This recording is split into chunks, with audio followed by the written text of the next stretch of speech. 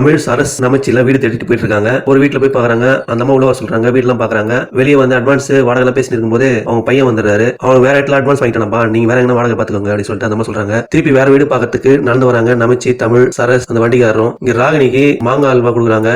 வேணான்றாங்க. அதை வந்து கோதை பாத்துறாங்க. வசுக்கு அதுமே கொடுக்கல. நீங்க ராகினி மட்டும் கொடுக்குறீங்க, ஏன் இது மாதிரி பண்றீங்க அப்படின்னு சொல்லிட்டு கேக்குறாங்க கோதை. வசுக்கும் திருப்பி எடுத்து ராகினி கொடுக்குறா. வேணாம் சொல்றா வசு. கோதை வீட்டுக்காரர் வந்து அவங்க தெருவா வீடுக்காக அழிஞ்சிருக்காங்க அப்படின்னு சொல்றாரு. அவங்களை பத்தி யாரும் கவலைப்படுத்த இந்த வீட்டுல அப்படி சொல்லிட்டு கோதை உள்ள போயிட்டு தமிழ் போட்டோ பார்த்து அழுது இருக்காங்க. வசுவும் நான் ஹெல்ப் பண்ண போறேன் அவங்களுக்குன்னு சொல்லிட்டு சொல்றா. கார்த்தி அதெல்லாம் அம்மா மீறி பண்ணாத, பத்தி வேணாம் அப்படின்னு சொல்றாரு. எங்கேயுமே வீடு கிடைக்கல. ஒரு கோயில் பக்கத்துல போய் சரசும் தமிழ் உட்காராங்க. ஒரு சித்தர் அசரீர் மாதிரி நீங்க நல்லா இருப்பீங்க, கஷ்ட காலம் போச்சு, நீங்க உயர்ந்து வருவீங்க அப்படின்னு சொல்லிட்டு சொல்றாரு. இதை கேட்டு சரஸ் வந்து சந்தோஷமாயிராங்க. கண்டிப்பா நம்ம லைஃப் சூப்பரா இருக்கும் அப்படின்னு சொல்லிட்டு சந்தோஷப்படுறாங்க. அந்நேரத்துக்கு ஒரு தெரிஞ்சவர் வராரு. தமிழை பார்த்து நீ எங்க வீட்டுல வந்து தங்கப்பா வாப்பா அப்படின்னு சொல்லிட்டு கூப்பிடுறாரு. நம்ம வீட்டுக்கு ஆப்போசிட் வீடாச்சு, இவரு வீட்டுல போய் தங்கலாமா அப்படின்னு சொல்லிட்டு தமிழும் சரசும் யோசனை பண்றாங்க. பரவாயில்ல போய் தங்குவோம் வாங்க அப்படின்னு சொல்லிட்டு கூட்டிட்டு போயிறாரு. மொட்டை மாடியில ரூம் காமிச்சு தங்க வைக்கிறாங்க. தமிழ் அதை பார்த்துட்டு அப்படியே வெளியே நிக்கிறாரு. இதுதான் இன்னைக்கான எபிசோட். நாளைக்கு என்ன நடக்கும்னு தெரியல. வெயிட் பண்ணி பார்ப்போம். தேங்க்யூ.